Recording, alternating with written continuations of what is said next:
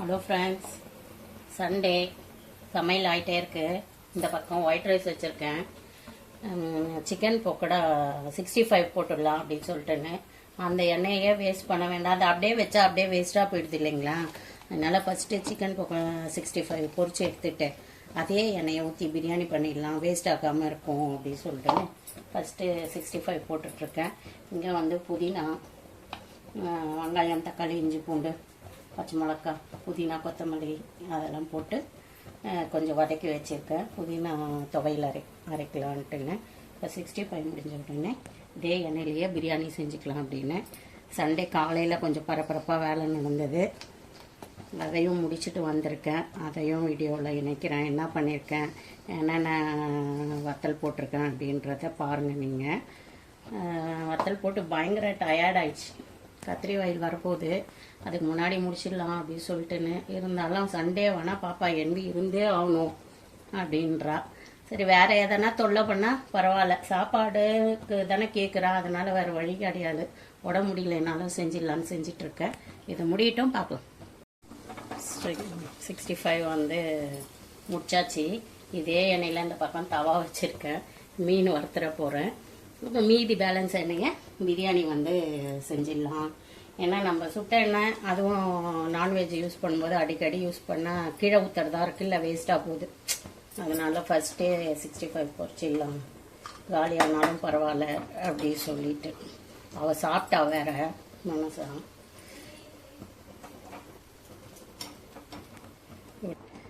பிரியாணிக்கு பாத்திரம் வச்சுருக்கேன், கொஞ்சம் அரிசியில் தான் தண்ணி ஊற்றுக்கலாம்.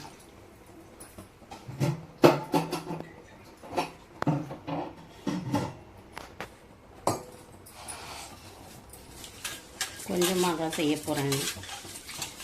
ஒரு அழகாக பிரியாணி தான் போட்டேன். 2 பேர் வெயிலில் முடியல, அதனால் கொஞ்சமாக போதும். இந்த எண்ணெயை கொஞ்சம் பிரியாணிக்கு ஊற்றிக்கிறேங்க.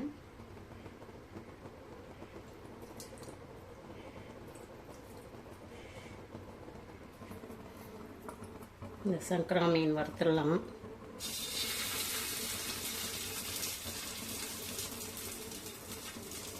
நிறைய பீஸ் இல்லை, கொஞ்சம் தான், அதனால தான் கொஞ்சம் கொஞ்சமாக செஞ்சுக்கலாம் வெயிலுக்கு.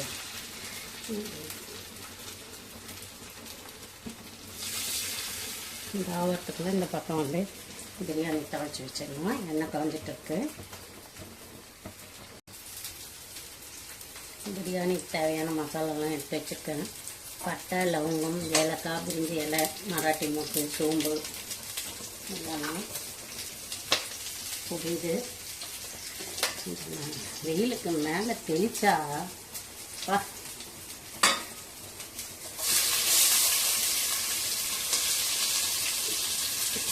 வெங்காயம், பச்சை மிளகா, புதினா, கொத்தமல்லி, தக்காளி எல்லாமே ரெடி பண்ணி வச்சேன். அப்படியே வதங்கிட்டே இருக்கட்டும். பச்சை மிளகாவும் போட்டுக்கலாம்.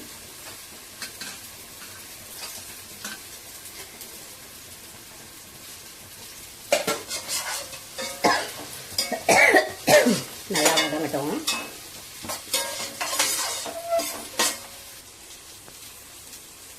இஞ்சி பூண்டு பேஸ்ட் போட்டுக்கலாம். இந்த பக்கம் மீன் வேறு ரெடி ஆகிட்டே இருக்குது, திருப்பி விடணும்.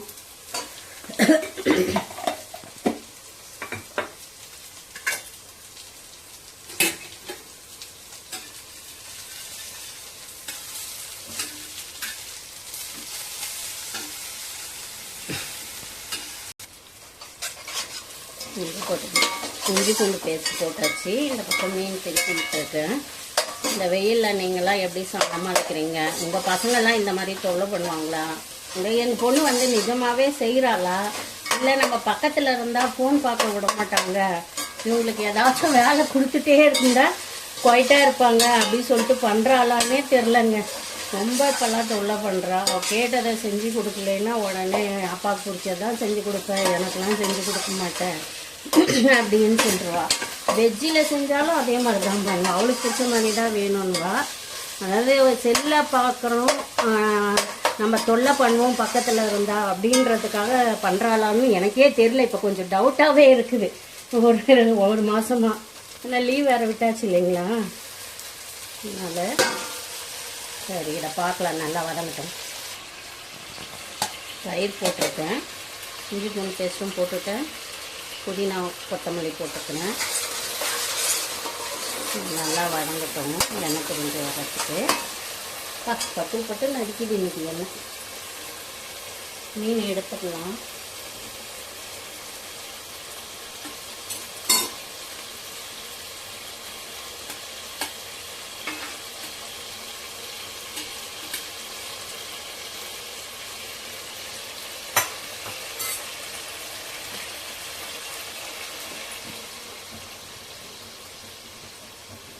பொரிச்சுக்கலாம்.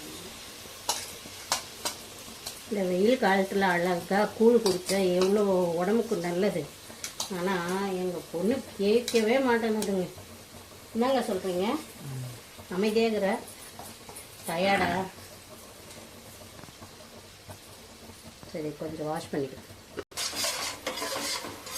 இன்னும் கொஞ்சம் நேரம் எண்ணெய் பிரிஞ்சு வரட்டும்.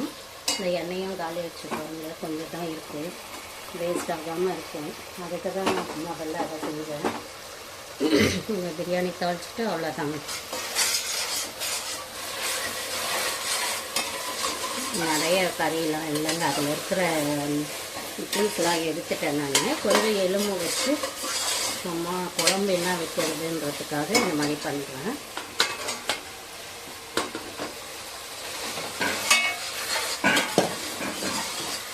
நம்ம இதில் மிளகாத்தூள், கரம் மசாலா எல்லாம் போட்டு கொதி வந்தவுடனே பிரியாணி ரெடி பண்ணிடலாம். கறி போட்டு கொஞ்சம் நேரம் வதக்கியாச்சுங்க. கரம் மசாலா, காஷ்மீர் மிளகாய்த்தூள், குழம்பு மிளகாய்த்தூள் கொஞ்சம் போட்டுட்டேன். கொஞ்சம் நேரம் வதங்கிடுச்சு பாருங்கள், எண்ணெய் பிரிஞ்சு வருது. நம்ம தண்ணியை ஊற்றிட்டு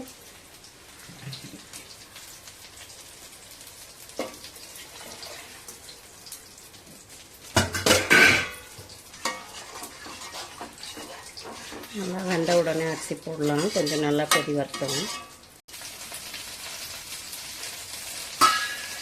கொதி வந்துடுச்சு, அரிசி போட்டுடலாம்.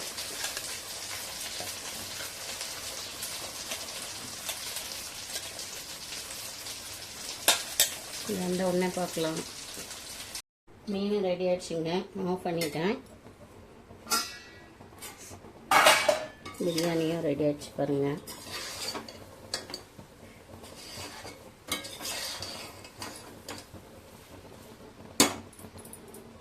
உட்காரம் பண்ணிக்கோங்க. இப்போ வந்து கொஞ்சம் லெமன் விட்டுக்கலாம். கொஞ்சமாக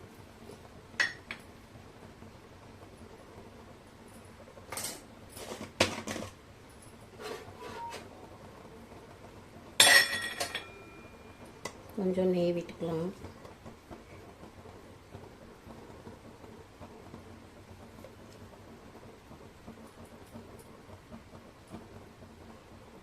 இதிலே போட்டுறேன்.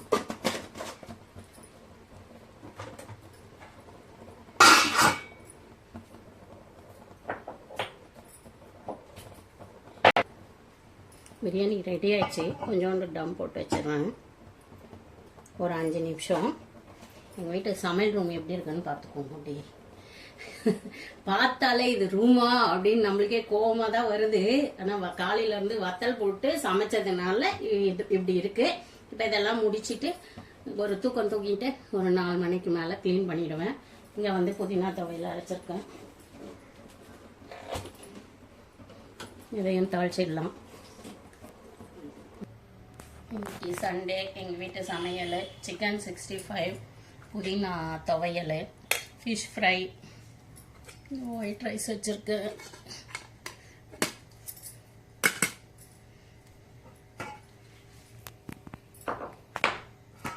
சிக்கன் பிரியாணி சுடாக இருக்குது.